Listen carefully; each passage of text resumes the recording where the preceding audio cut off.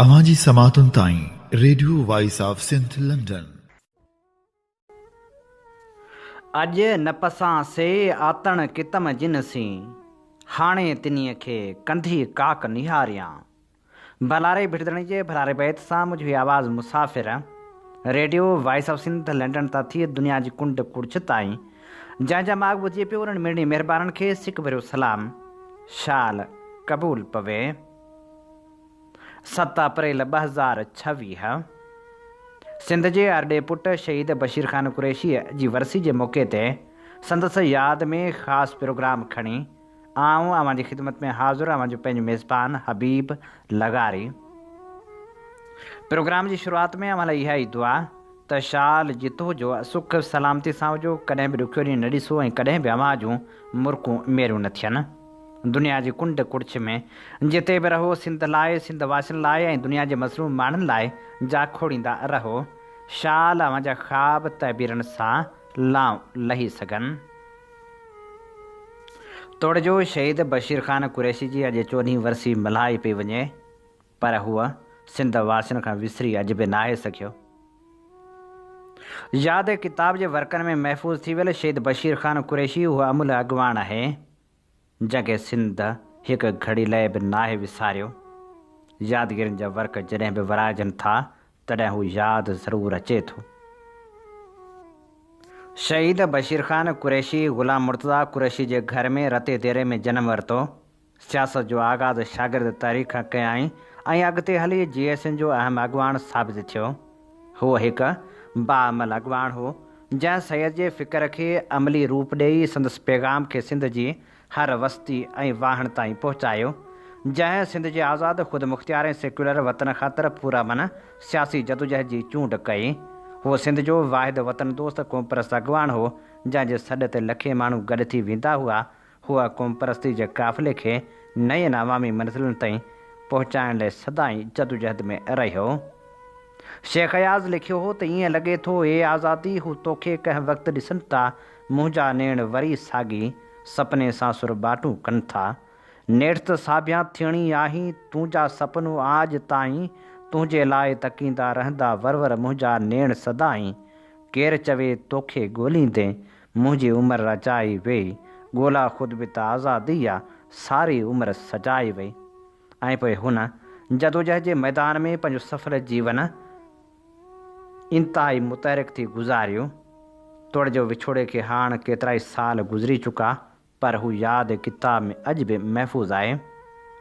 नामियारे लेखक नसीर मेमण लिखियो, शायदि ई को ॾींहुं हुजे जंहिं ॾींहुं सिंध वासियुनि पंहिंजे उत्साहींदड़ अॻवान शहीद बशीर ख़ान कुरैशी जी खोट खे महसूसु न कयो हुजे। कराची में लखें सिंधियुनि खे गॾु करे हुन सिंधियुनि खे कराची जी मालिकी जो जेको अहसासु ॾियारियो हो उन जे ख़्याल खे विख विख ते सिंध वासियुनि महसूसु कयो आहे। मूंखे यादि आहे त जंहिं ॾींहुं सिंध असेंबली में सिंध जो विरहाङो कंदड़ ॿिटे मकानी निज़ाम वारो कानून चूंडियल होकरनि में मंज़ूर थी रहियो हो, उन ॾींहुं अक्सर माण्हू इहो ई चई रहिया हुआ त जेकॾहिं अॼु बशीर कुरैशी ज़िंदा हुजे हा त हू किथां बि करे 5-10 हज़ार माण्हू गॾु करे सिंध असेंबली जो घेरो ज़रूरु कराए हा। उन ॾींहुं जेतोणीकि सिंध एहतजाज में बंदि हुई, पर सिंध असेंबली अॻियां उन महिल जंहिं एहतजाज रिकॉर्ड कराइण जी ज़रूरत हुई उहो न थी सघियो।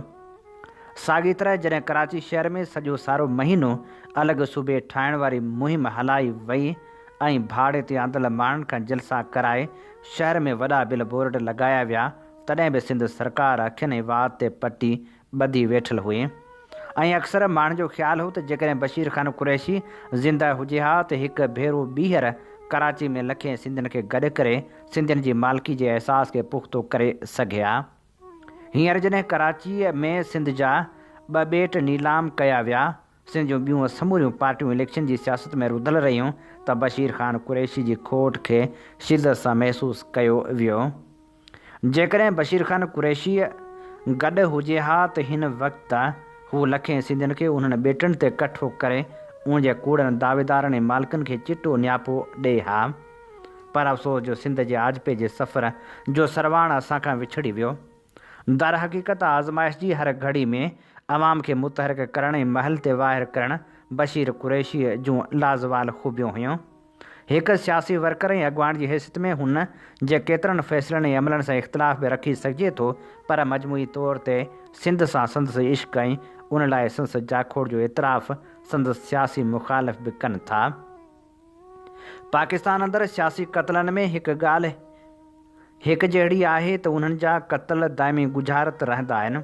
अनेक सियासी क़त्लनि जी बशीर कुरैशी जो क़त्ल बि ईअं ई हिकु गुज़ारत बणिजी चुको आहे। बशीर कुरैशी जी शहादत खां पोइ सिंध जी क़ौम परस्त सियासत में हिकु तमामु वॾो ख़ाल आयल आहे, जंहिंजो फौरी तौरु भरिजणु मुश्किल थो लॻे। संदसि तनज़ीम जस्कम बि संदसि शहादत खां पोइ अॻु जहिड़ो असराइतो सियासी किरदारु अदा कंदे नज़र नथी अचे। सिंध जी ज़िंदगी ऐं मौज जे मसइलनि ते जीअं बशीर कुरैशी जी हयाती में हिकु अॻु भराई वारो किरदारु नज़र ईंदो हो, उनखे साॻी सघ सां बहाल थियण में शायदि तमामु अरसो लॻंदो। हूअं त सिंध जे मथां सियासी आज़माइशनि जो सिज लहंदो ई न आहे, पर गुज़िरियल 5 सालनि दौरान सिंध जी जाग्राफियाई वहदत ऐं डेमोग्राफी ते जेके मोतमार हमला थिया आहिनि, उन्हनि सोचींदड़ सिंधियुनि जी गिणती खे वेतर वधाए छॾियो आहे। शहीद बशीर कुरैशी सिंध जो उहो सचार पुटु हो जंहिंजे लाज़वाल सियासी जदोजहद सिंध सां सचे इश्क़ ऐं कुमहले मौत खे सिंधवासी ज़िंदगी भर विसारे न सघंदा। क़ौम परस्त जदोजहद जे जंहिं अलम खे कुल्हे ते खणी बशीर कुरैशी सियासी सफ़र कयो, उनजूं यादूं उत्साहींदड़ सिज जे किरणनि जीअं सिंधियुनि जे दिलनि खे हमेशह गरमाईंदियूं रहंदियूं।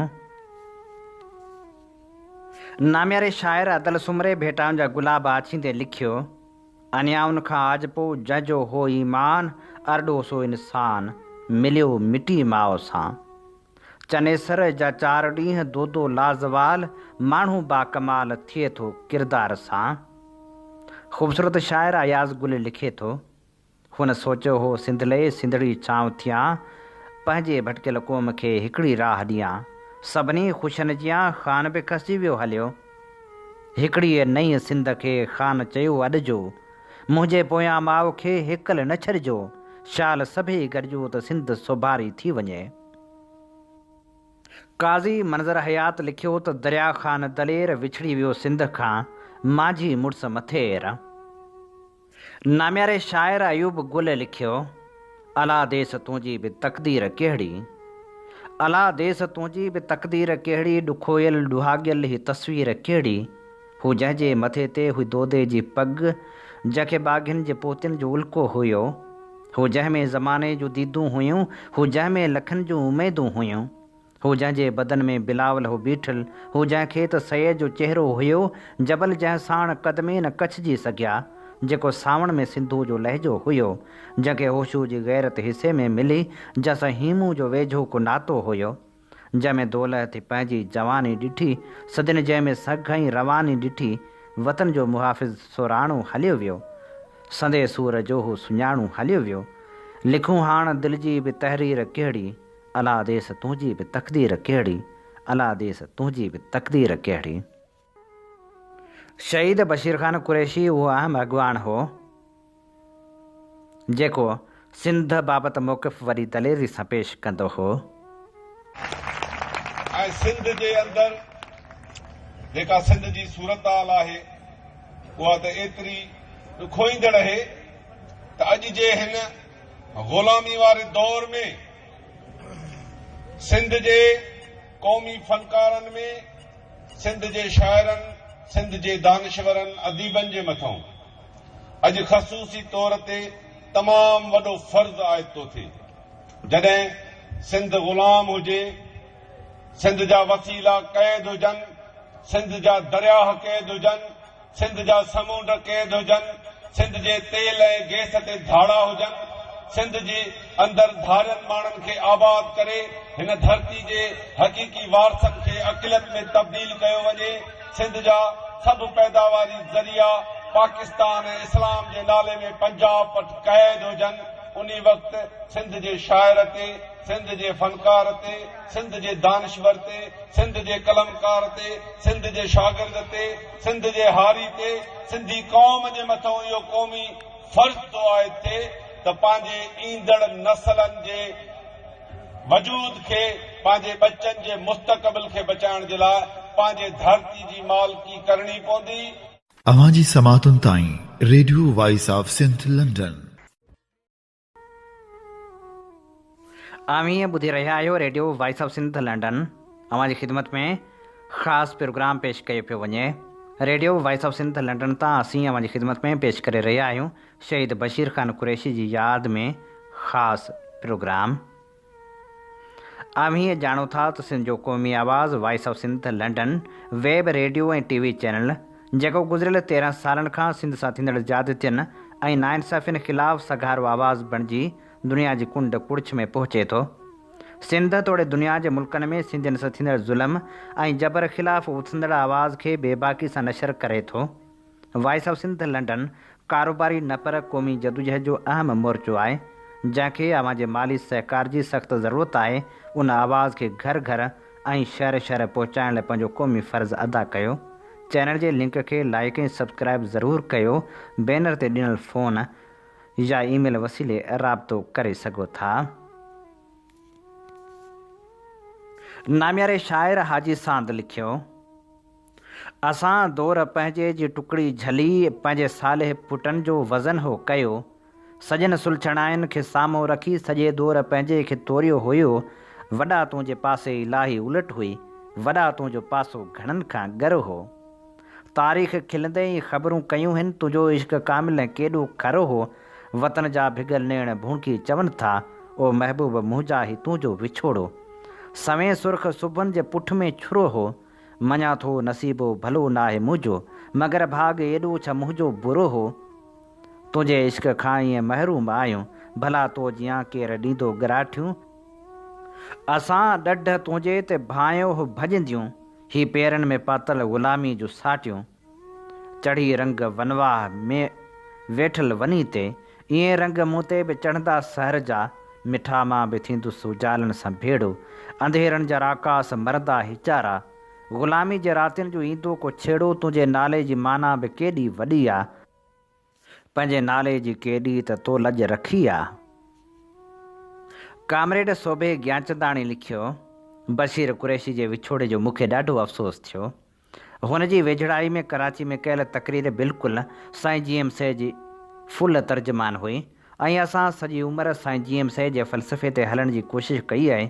पाण में जेकॾहिं का तलख़ी थी आहे त उन लाइ मां माफ़ी जो तलबगार आहियां।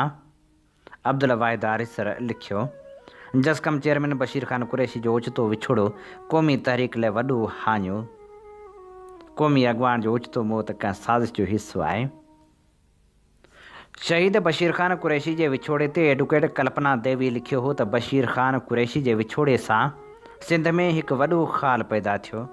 बशीर ख़ान कुरैशी साईं जी एम से जो मुख्य सिपह सालार हो। जीअं सिंध जा केतिरा ई धड़ा थी विया हुआ पर बशीर कुरैशी जो कद काठ मिड़नी खां मथे हो। बशीर ख़ान कुरैशी पिछाड़ी ताईं जी एम से जे नज़रिए सां सलाहियल रहियो। बशीर ख़ान कुरैशी सिंध जो आशिक़ ऐं सचो क़ौम परस्त हो। शहीद बशीर ख़ान कुरैशी 23 मार्च 2012 ते थियल फ्रीडम मार्च जे मौक़े ते कयल तक़रीर में चयो हो, जीअं सिंध क़ौमी मुहाज़ जे सॾ ते सिंध जे कुंड कुड़िछ मां कही आयल सिंध जा वारसो ऐं तव्हांखे सिंध जे तारीख़ी तख़्तगाह ऐं सिंध जी दिलि कराची में गॾु थियण ते भलीकार चवां थो। हुन फ़ारसी जो शेर पढ़ियो जंहिंजी माना हुई त अरसो थियो आहे त मंसूर जो आवाज़ु पुराणो थी वियो आहे। हिकु भेरो वरी नए सिर दारो रसनि खे सिंगारणु घुरां थो। जीअं सिंधु देश जीअं साईं जी एम सैयद। तारीख़ जे कंहिं बि दौर में पाकिस्तान नाले को मुल्क रहियो ई न आहे। जॾहिं त सिंधु देश हिन दुनिया ऐं धरतीअ जे ॻोल्हे ते उहो मुल्क आहे जंहिंखे कुदरत हज़ारनि वरियनि खां ज़रख़ेज़ी लाइक़ु आबाद ज़मीन सिंधु दरिया जे अकी चार पाणी ऐं समुंड जे किनारे सां पए नवाज़ियो आहे। जंहिं करे हिते जे रहाकुनि घणे वक़्त खां शहरियत ऐं तहज़ीब जा दर्जा तय करणु शुरू कया हुआ। आसारे क़दीमा जी खोटाई जी तारीख़ मां पतो पवे थो त अटकल 5000 वरियनि खां सिंधु देश मुल्क क़दीम तहज़ीबनि जहिड़ो मिस्र, समीर, असीरिया ऐं बाबल वग़ैरह मुल्कनि जी तहज़ीबनि जे वक़्त खां वठी तहज़ीब ऐं तमदन जो मंज़िलूं तय कयूं हुयूं ऐं घणी हद ताईं उन वक़्तु पंहिंजे उन्हनि अहम हम उमिरि तहज़ीबनि खां वधीक सुधरियल तहज़ीब ऐं तमदन रखंदड़ हिकु मुल्क हो। नामियारे लेखक एजाज़ मंकी लिखियो, उन राति दर्द वंदी जो देस सुतल हो। सिर्फ़ु कुझु दिलि वारा जाॻी रहिया हुआ जॾहिं GM सैद जे सियासी बचड़नि जूं मोबाइलूं फ़क़्ति इहो पैगाम ॾियण लाइ मुसलसिल वॼण लॻियूं था। उहा दिलि हमेशह हमेशह लाइ माठ थी वई जेका सैद ऐं सिंध लाइ धड़कंदी हुई।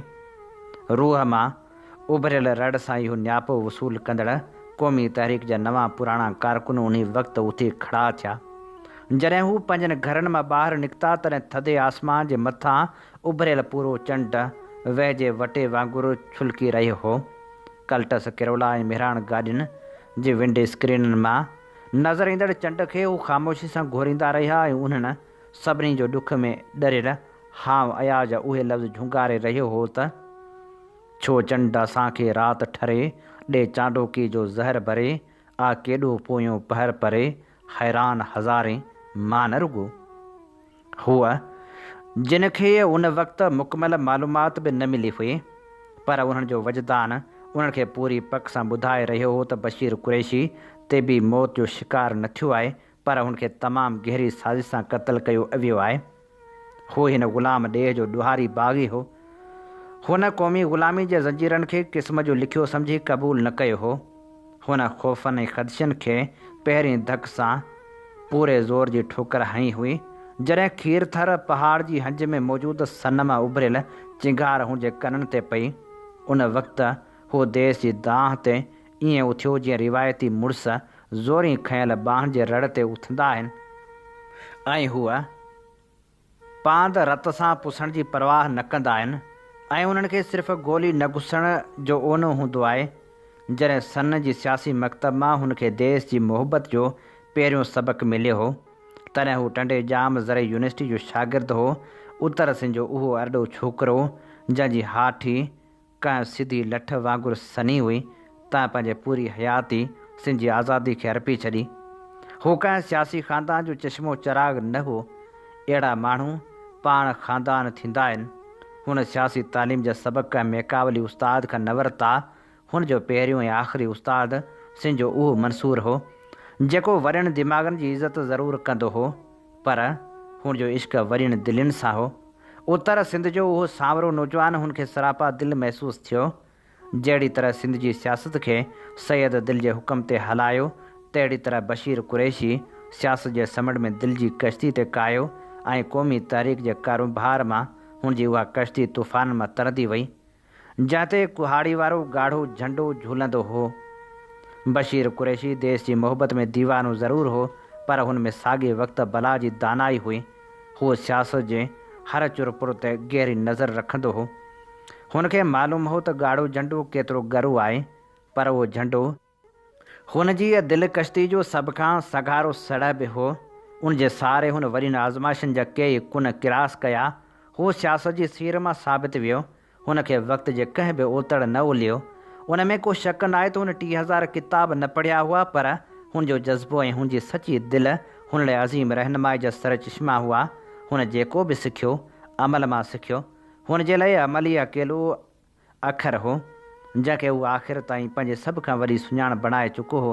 जॾहिं सियासी दानश्वर किताबनि ऐं नज़रनि जे हवाले सां उभारियूं ऐं लहवारियूं लहंदा चढ़ंदा हुआ, तॾहिं उन्हनि मौक़नि ते बशीर कुरैशी जा चमकंदड़ नेण ऐं हुन जा दमकंदड़ गल पंहिंजी पूरी सरमस्ती में अची वेंदा। हुनजो सरापा वजूदु उहे सूफ़ी सिटूं बणिजी वेंदो हो त एको हर्फ़ तेनू दरकार इल्मू बस करी वो यार, इल्मू बस करी वो यार। उहो ई सबबु हो त सिंध जी क़ौमी सियासत में इल्मु पोइ रहिजी वियो ऐं इश्क वारो अमल बशीर कुरैशी जे रूप में तमामु अॻिते वधी वियो।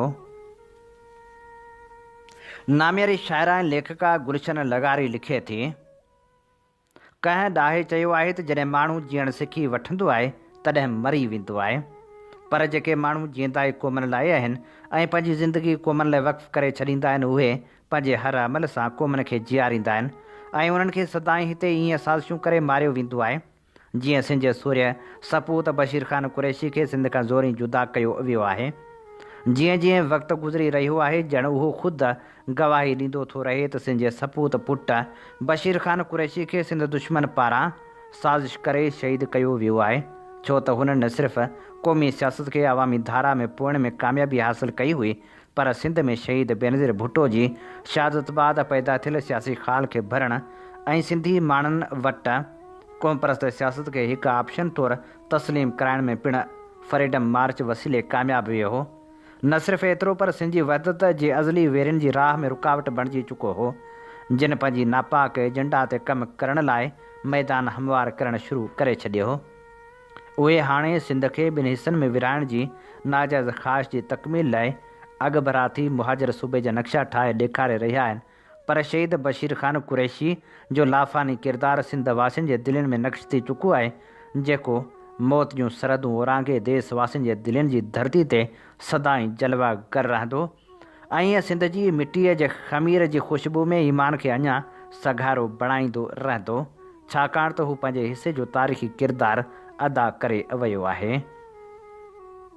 नामियारे लेखक हसन मुजतबा लिखियो, मूं पहिरियों भेरो खेसि 1980 वारे ॾहाके में टंडोजाम ज़रे यूनिवर्सिटी में पंहिंजे दोस्त सरीर पंवर जे कमरे में ॾिठो हो। सनड़ो डिघो पर ख़ूबसूरत अखियुनि वारो शर्मिलो ऐं घटि ॻाल्हायो यार वेस बशीर कुरैशी। संदसि बहादुरी जा किस्सा तॾहिं रुॻो कैंपस जी चौदीवारी ऐं उन जे वेझे मिरपुरख़ास हैदराबाद रोड ऐं टंडे जाम ताईं महदूद हुआ। हर कंहिं सां रिवायती सिंध ऐं सुफ़ियाणे तरीक़े सां हथ ॿधी भाकुर पाए मिलण वारो बशीर कुरैशी तॾहिं GMC जे नज़रिए सां सलाह ॾियल सिंधी क़ौम परस्त शागिर्दनि जी तनज़ीम GA Sindh students federation Tandojam university वारे यूनिट जो सदर हो। उहो फ़ौजी आमिर ज़ियाउल हक़ जो ज़मानो हो, पर सिंध जे कैंपस जे हॉस्टलनि जा नाला होशू हॉस्टल, ज़ुल्फ़कार अली भुट्टो हॉस्टल ऐं GM सैयद हॉस्टल रखिया वेंदा हुआ, जंहिंजे चौथे नंबर कमरे में बशीर कुरैशी रहंदो हो। अल्ताफ़ तुनियो, बशीर कुरैशी ऐं ग़रीब GA सिंध जो फ़नकार ऐं चांह फ़रोश होश मोहम्मद उर्फ़ ॾाॾो होशू गॾु रहंदा हुआ। ॾाॾे होशू जे गीतनि सां चरस जी ख़ुशबू टंडे जाम जी शामनि ऐं हवाउनि में गॾो गॾु उॾंदी हुई। कैंपस जे भितियुनि ते नारा ऐं दिलनि में ज़ियाउल हक़ ऐं संस फ़ौजी आमिरत ख़िलाफ़ु ख़तमु न थींदड़ गुस्से में सिंध जो हिकु नओं नस्ल परवां चढ़ी रहियो हो। हीउ उहो ज़मानो हो जॾहिं सिंध जे तालीमी इदारनि जी चौधारी कंडेदार तारूं न विछायूं वियूं हुयूं ऐं सिंध जे इनकलाबियुनि धाड़ेलनि खे इनकलाबी ऐं धाड़ेलनि इनकलाबियुनि खे धाड़ेल बणाइण जो न सोचियो हो ऐं उन्हनि ॿिन्ही ते मुकमिलतरा एजेंसियुनि पंहिंजो दस्ते शफ़क़त बि न रखियो हो। सरमद सिंधी जे गीतनि, शेख अयाज़ जी शाइरी, GMC जे इश्क़ ऐं कोड़नि फासियुनि ऐं मार्शला जे हिकु अहद बशीर कुरैशी जी परवरिश कई। जेतोणीकि संस मुख़ालिफ़ चवंदा हुआ त उन नौजवान जी परवरिश में अणिढ़ियल क़ुवतनि यानी पाकिस्तानी ॻुझनि एजेंसियुनि ऐं फ़ौजी इस्टेब्लिशमेंट जो हथु हुयो। सिंध में दादोलग टोड़ीअ रेलवे फाटक ते सिंध यूनिवर्सिटीअ जे GA सिंध जे शागिर्दनि सां भरियल बस ते फायरिंग खां पोइ Bashir Qureshi GA Sindh students federation या जसाफ जो सदर चूंडिजी वियो। हाणे सिंध जो हिकु नओं हीरो बशीर कुरैशी हो। रते देरे जे हेठिएं विचोले तबिके जे ग़ुलाम मुर्तज़ा कुरैशी जो पुटु बशीर ख़ान कुरैशी हिकु नए डिक्शन ऐं अंदाज़े ख़िताबत सां ॼाणण वारा ॼाणनि था त सिंधी क़ौम परस्तीअ जी हिकु अजीब दुनिया ऐं हिकु पंहिंजी लुग़त हूंदी आहे, शाइराणी ऐं कटर क़ौम परस्ताणी। बशीर कुरैशी GA सिंध ऐं सिंधी क़ौम परस्तनि या आम सियासी जलसनि जलूसनि में ख़ासि तौरु नौजवाननि में सिंध माता, धरती माउ, ग़ुलाम सिंधी क़ौम, पंजाब साम्राज, आज़ाद सिंधु देश, रहबर आज़म, फ़िक्र GM सैयद, क़ौमी कारकुन, क़ौमी तहरीक, क़ौमी काज़ जहिड़े डिक्शन या लफ़्ज़नि जे ज़ख़ीरे सां सिंगारियल अंदाज़ ख़िताबत जे वहंदड़ दरिया वांगुरु हो। हूअ स्टेज ऐं बंदूक जी ॿोली ख़ूब ॼाणंदो हो, उन करे ई नंढा सिंधी नौजवान जज़्बाती थी करे ॾांहुं छिकिजी ईंदा हुआ। पोइ हिकु अहिड़ो दौरु आयो जॾहिं सिंध जे शहरनि जे भितियुनि ते हमसे जो टकराएगा वो लाल बत्ती जाएगा जहिड़ा नारा नज़र आया ऐं ॿिए तरफ़ बशीर म्यूरल्स पेंट कयल, जिन में खेसि रेम्बो वारे अंदाज़ में सभु मशीन गन हथ में सिंधी अजरक मथे ते पहिरियल अबू जिहाद करार ॾिनो वियो हो। पंहिंजे चाहींदड़नि पारां सिंध जो अबू जिहाद सरजंदड़ बशीर कुरैशी, जंहिंजे सियासी सफ़र संस पार्टी जस्कम या GA सिंध क़ौमी मुहाज़ खे सिंध जी टीं वॾी सियासी पार्टी बणाए छॾियो हो। उहो बशीर कुरैशी सिंध जे उन्हनि कुझु लीडरनि मंझां हो जेके सिंध में ॻोठ ॻोठ, शहर शहर, चौक चौक वञी धरणा, इज्तिमाही लांग मार्च कंदा ऐं साल जा 12 महीना सफ़र में रहंदा हुआ। सिंधी मीडिया खेसि सिंध जो अॾो पुट करार ॾिनो। हुन जीअं सिंध क़ौमी मुहाज़ खे सिंध में PP ऐं MQM खां पोइ टीं मक़बूल पर सिंध जी आज़ादी ते यकीन रखंदड़ पार्टी बणाई हुई। उन जो जवान मौत आहे। सिंध में ज़ुल्फ़कार अली भुट्टे ऐं बेनज़ीर जे सानियनि खां पोइ वॾे सानिए तौरु महसूसु कयो वेंदो। हू हाणे सिंधियुनि जी अक्सरियत में हिकु गैर तकरारी ऐं मुतफ़िक़ा लीडर रुॻो हिकु हवाले सां थींदो पए वियो त हू सिंधियुनि खे हिकु प्लेटफार्म ते गॾु करे रहियो हो। कुझु अरसो अॻु लखनि जे मेड़ में कराची में सिंध जे पाकिस्तान खां अलहदगी जी ॻाल्हि कंदड़ बशीर कुरैशीअ जे ओचितो मौत खे सिंधियुनि जी अक्सरियत गैर तिबी सम्झी रही आहे। हीअ असीं शहीद बशीर ख़ान कुरैशी खे भेटाउनि जा गुलाब आछे रहिया हुआसीं। इन ते ई प्रोग्राम जो वक़्तु पुॼाणी ते पहुचे थो। पंहिंजे मेज़बान हबीब लगारी खे निसागी दुआ सां ॾींदा इजाज़त। वसे भिट तुंहिंजी भलारा सदा, सदा देस परदेस सारा वसन। कॾहिं सींद सिंध जी न मेरी थिए, कॾहिं मोड़ कंहिंजा न मुरझाइजनि। अवां जी समातुनि ताईं radio voice of Sindh London.